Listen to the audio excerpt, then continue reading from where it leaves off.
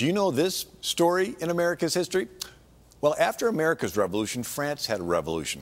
But where our founders had repeated references to faith, France turned away from Christian faith. After George Washington's 2 terms in office, John Adams was elected the 2nd president of the United States. The situation in France had changed. There was a French Revolution and an atheistic reign of terror. In Paris, Robespierre headed up the Committee of Public Safety, which accused, arrested, and then beheaded 40,000 of the businessmen, the wealthy, the royalty, including King Louis XVI and Marie Antoinette. All churches were closed and religious monuments destroyed.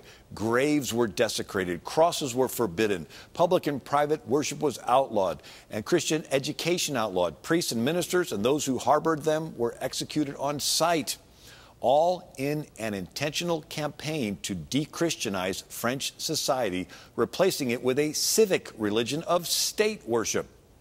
Hundreds of thousands were killed throughout France, especially in the religious area called the Vendée.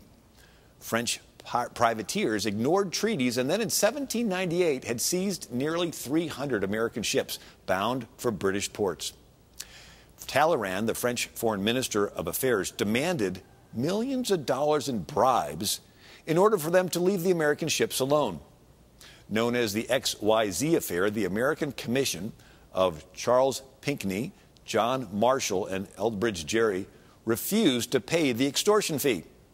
The cry went out across America, millions for defense, but not 1 cent for tribute.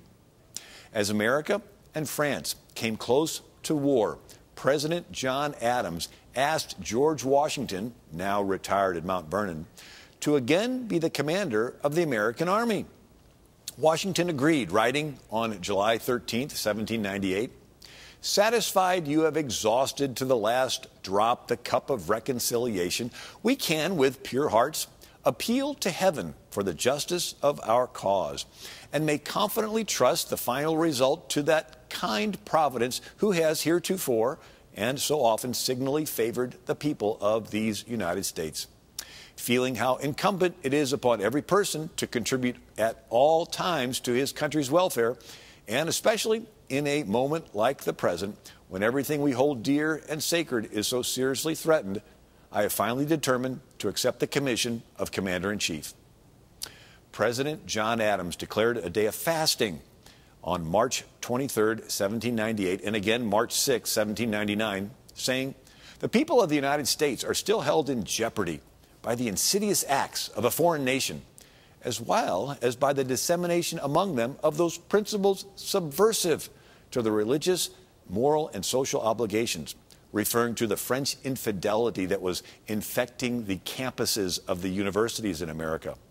John Adams went on to say, "I hereby recommend a day of solemn humiliation and fasting and prayer, that the citizens call to mind our numerous offenses against the Most High God, confess them before Him with the sincerest penitence, implore His pardoning mercy through the great Mediator and Redeemer for our past transgressions, and that through the grace of His Holy Spirit we may be disposed and enabled to yield a more suitable obedience to His righteous requisition. Righteousness exalteth a nation, but sin is a reproach to any people." Well, the prayers of the country were answered, and a second great awakening revival spread across America.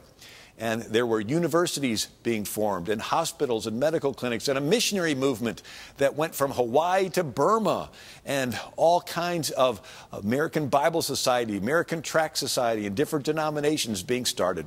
So where France had a revolution that was turning away from the Christian faith, America had a revolution that began with Christian faith and afterwards had a second great awakening revival. America is unique in world history, and especially for its faith. And it's important for us to remember these miracles in American history.